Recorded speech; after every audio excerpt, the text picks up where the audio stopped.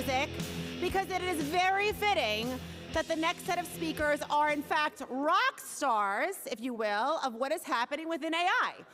Quick programming change to adhere to Nagraj's very busy schedule. We're gonna flip-flop. We're gonna put Nagraj on stage first, and then we're gonna move into Andrew. So just a quick note for your program schedule today. We're gonna kick off with the transformative power of AI, and thank you to Andrew Neg and Ian Goldstein for being nimble and flexible right now to allow for us to make this small change.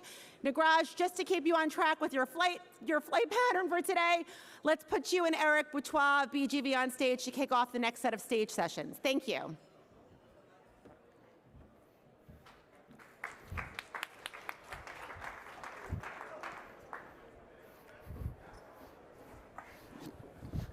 Okay.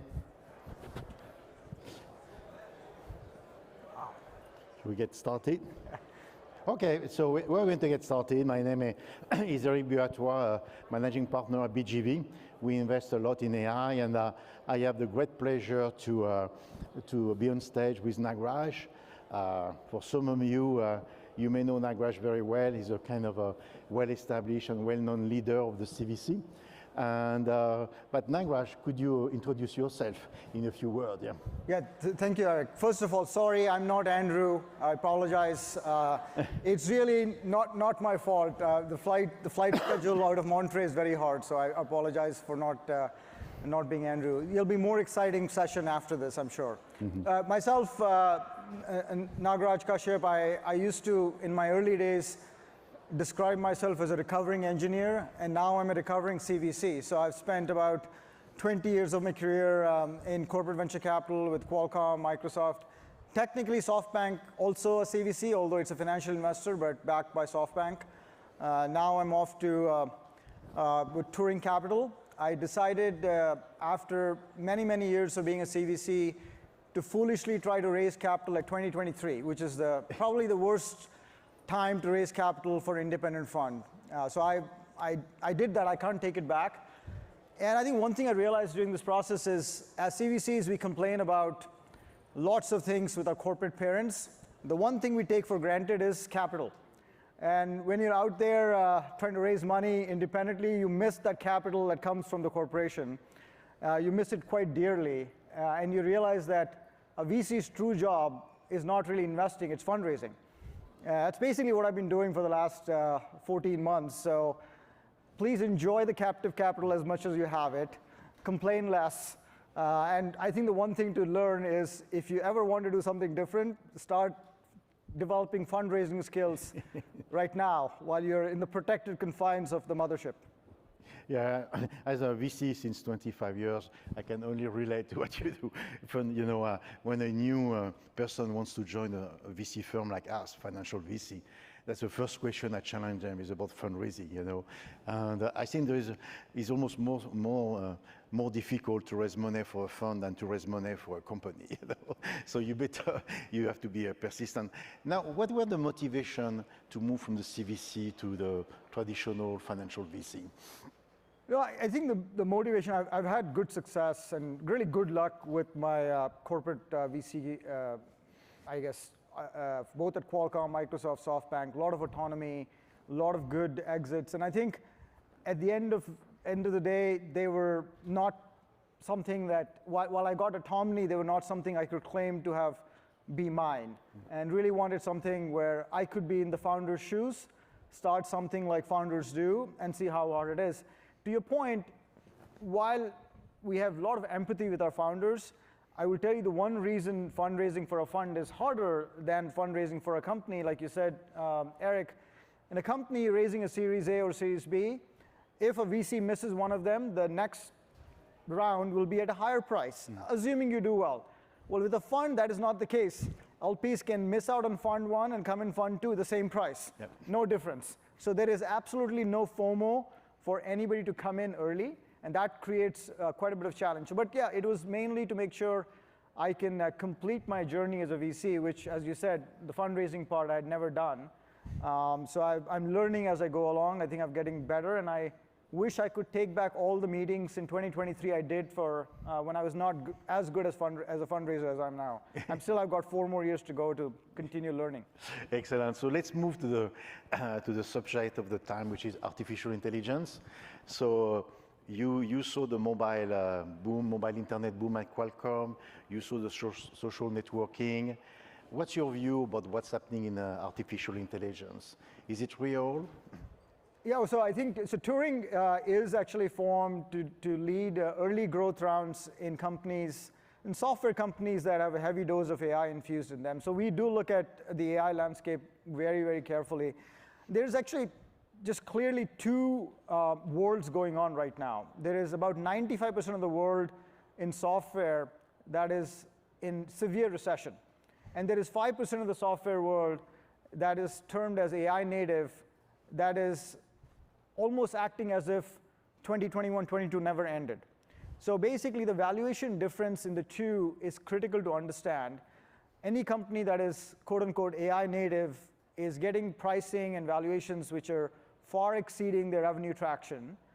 There might be good reasons for it, but that's happening. And the rest of the market that is having good software companies with a lot of AI and machine learning included are seeing multiples that we saw in 2016. So it's a tale of 2 markets, a tale of 2 kinds of companies. I think as corporates, as a question Eric has next, we can answer what kind of companies you want to be backing. In general, there is what I would call horizontal AI, which cuts across many, many different verticals, and it is the foundation models that you hear about, the large language models that you hear about. There's the infrastructure tooling component that also cuts across a lot of verticals.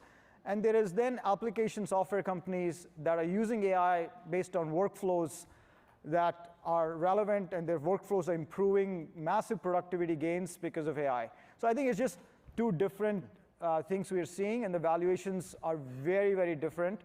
Our particular view, which can be controversial, is that as VCs, and I was at SoftBank, so I was guilty of this in the boom times, we used to use 0% interest rates to justify any valuation for any company.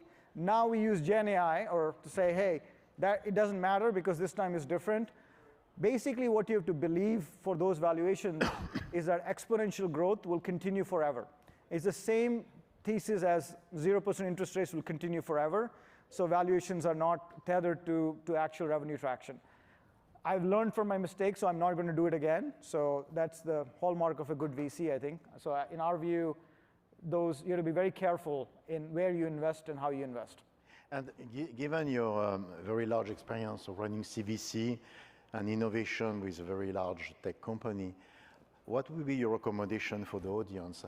How can large enterprise start to learn about AI, absorb AI internally, and deliver and see the benefit of it? Yeah, so I think I'll go back to my days on the corporate side, and the most important thing for the corporate parent typically has been partnerships with startups, the signal you get from the ecosystem. And so as CVCs, your job is obviously to make money, but also to provide that strategic signal back to the mothership.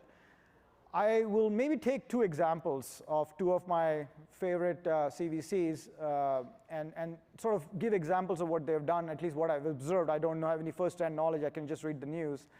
But if you take my favorite VC, which is CVC, which is Qualcomm, and I think Qualcomm invested in Hugging Face. And if you think of Hugging Face, it's a very horizontal solution, open source for models. And Qualcomm's business model, as you know, is very horizontal. They provide the underpinnings, the semiconductor chips for every mobile phone and for many other IoT devices. So they're a horizontal company, and they invested and then partnered with Hugging Face, which is also a horizontal AI solution. It actually makes a lot of sense, because what Qualcomm wants is to be able for developers to develop and deploy models on the edge very easily. That's what Hugging Face gives them. So from that perspective, that investment and that partnership make a ton of sense. So you have to look into your own business model, into a company, and say, what value can my investment get it? And in this case, I think it's a good example of investing in a horizontal AI company. Let me take another example. One more of my favorite CVCs. I'll say Ryan from JetBlue is here. So JetBlue is a is a good CVC, I think. So JetBlue invested in a company called NLX. NLX provides conversational AI. I mean, it's an AI company, but they are very targeted towards solving the customer service problem for airlines. Obviously, as JetBlue, you have very happy customers, but there's some customers who are not happy because of flight delays and things, and they then will clog up your lines, call up your agents and clog up your lines. NLX provides a way for these customers to be self-service, to answer most of their questions on their own. That is a great fit with JetBlue because they're investing in AI, they're partnering with the company, but they're also seeing what JetBlue actually needs. It wouldn't make sense in my mind for Qualcomm to partner with NLX or JetBlue to partner with Hugging Face. It's actually very context-driven. So in this case, I would say both have chosen the right investments in AI and the right kind of partnerships that bring value to your company. So really, it is as simple most of the time in just making sure when you look at the AI landscape as to what best signal you can bring back to the company or the mothership that's giving you the funding to go and invest. That's two examples. I mean, we can obviously take more, but that would be my general thinking. The one caveat is have to be really careful on getting carried away with AI on the horizontal side because the valuations are such that CVC's general disdain for being dumb money shouldn't be a case in AI. You are all very smart. There's a lot of history in CVC now. You learn from each other. And I think what you need to do is make sure you're rational when you invest because there's going to be many, many cases where there might be some amount of FOMO as to why you're not investing in this or not. But as long as you take the right filter from the parent company corporation, then you'll be fine. I think you invest where you can add value and bring signal back to the corporation. I think the big difference with AI compared to the recent technology wave is how global is the phenomena. You see company popping from Western Europe, Israel, India, Japan. So what does it mean as a VC and CVC to grab this innovation on a global basis? Yeah, I think what has happened with Gen AI is the speed of adoption and innovation is unprecedented. I think Eric talked about mobile. We were there in mobile and Qualcomm, about 12 years for the platform shift to happen. For cloud, we were at Microsoft, and that happened in 5 to 7 years. Gen AI is basically less than 2 years old, and it's already, the adoption is phenomenal. What many countries have decided, rightly so, that it's an innovation, it's too important from a national interest perspective to leave it to the US alone. Obviously, the US is leading right now with a lot of the large tech companies in the US leading the way, but you're seeing now pockets of innovation spring up in all kinds of countries. Mistral is a great example of a company from France that has their own foundation model. You have a company that came up in India, Sarvam, which is actually building for the vernacular in India. Many companies are coming up, but also nationally, countries are deciding that this is a critical area for innovation and investment. You can't outsource this. And I think you might see some amount of balkanization of AI because you will see some nation building or nation AI sort of building from a foundational model perspective, from an infrastructure perspective. Many countries will want to have some control over the AI models that are being built and used by, I would say, countries maybe not as friendly to them in their own country. So I think, as an example, India, I'm not saying it's a good example, but India just announced a series of regulations to be able to build models that use data from the country. So I think some of this will happen, but innovation in this has to be global. It's too important to leave it to one country to monopolize the innovation. So I think as a CVC, and depending on which areas of geographies that you're most interested in, the parent corporation, I think you'll find innovation basically across the globe here.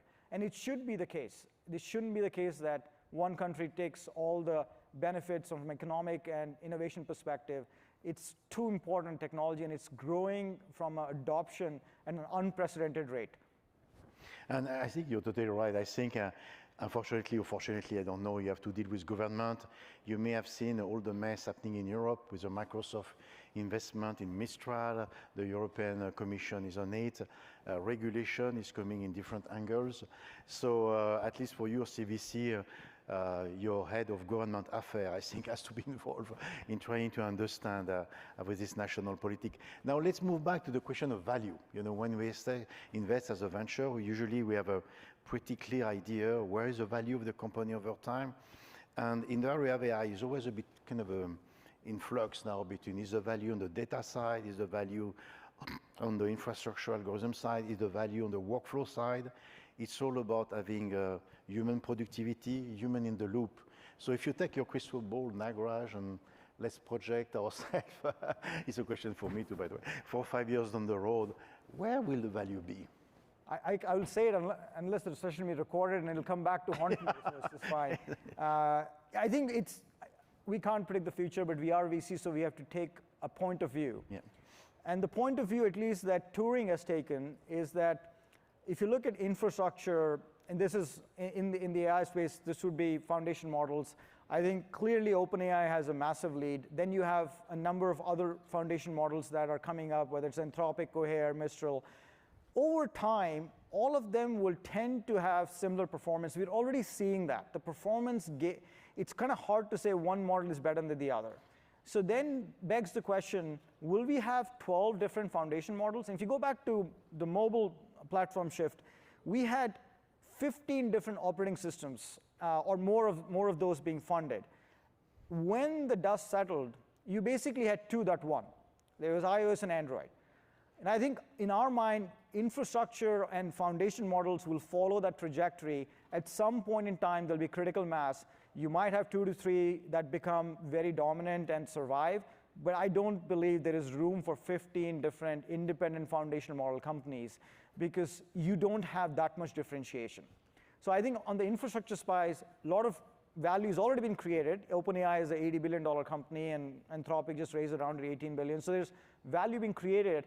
But I do think you're heading towards some sort of commoditization of there'll be a similar performance from these companies and the models. So you have to basically figure out where you want to put the next bet. I don't think we are putting any bets on foundation models. They also have very, very high burn and very high COGS to fund them. So in that case, only large corporates that are using their clouds to have those models being trained there are funding them. So that's one. On the tooling side, it's, I would say, more interesting because tooling in the cloud era had resulted in large companies, whether you take Datadog or Snowflake and things like that. They were very, very large companies created in the cloud computing era. The one challenge with this era is the incumbent is Microsoft with OpenAI. And as soon as a gap opens on the tooling side, they're rushing to fill it. So there's an example of vector databases that comes up a lot. There was a whole gap in vector databases. Now that gap has basically been filled both by OpenAI, but also being filled by MongoDB and other databases. So these gaps that are opening up on the tooling side are getting filled very quickly. We have taken a bet that application and workflow is where a lot of value will be created. One of the reasons is that incumbents are not coming for that today. It's too small for them. They're going after the horizontal large areas, so they're not necessarily coming for the application. They will come at some point in time, but they're not coming today. And so there's value to be created in workflow. And you can work backwards. So our view is you start with the workflow in the enterprise. You collect data. That data becomes proprietary to you. That becomes a very big moat for you. When you have the app, you have the data, you actually can build a vertical foundation model that's much smaller and easier to train than a general purpose LLM. So then you have a very strong moat in your own area, all the way from apps to data to foundation model. We have a couple of companies that are actually following that model. So it becomes a full stack foundation model company that is not dependent on other foundation models to train. It's much easier and cheaper to train those models. And then you have actual revenue because you're solving a clear problem for your enterprise customers. So clear ROI, data moat, eventually get to foundation model, full stack foundation model. That's sort of our bet. Who knows what will happen, but at least we're putting our money where our mouth is. That's, I can only agree because that's definitely the strategy we're following on our fund. And maybe to say a few words, that's definitely an area which is way easier for CVC to partner with VC because you understand this industry, you understand this use case. So Nagraj, thank you very much. And thank you all. Thank you. Thank you for accommodating. Thank you.